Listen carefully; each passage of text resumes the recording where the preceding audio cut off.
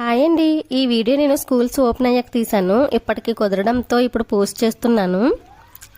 ఈ ఆర్మీ లైఫ్లో భర్త ఒక దగ్గర, భార్య పిల్లలు ఒక దగ్గర ఉండి జీవితాన్ని అయితే నడిపిస్తారు.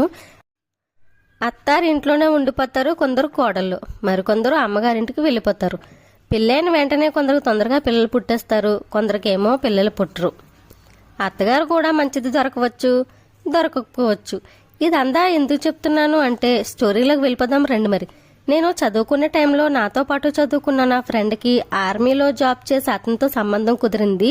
నా ఫ్రెండ్ తల్లిదండ్రులు ముందు వెనక ఆలోచించకుండా ఉన్నదంతా పెట్టి అబ్బాయి మంచి జాబు, మ్యారేజ్ అయిన వెంటనే తీసుకుని వెళ్ళిపోతాడు అనుకొని మ్యారేజ్ చేసేశారు.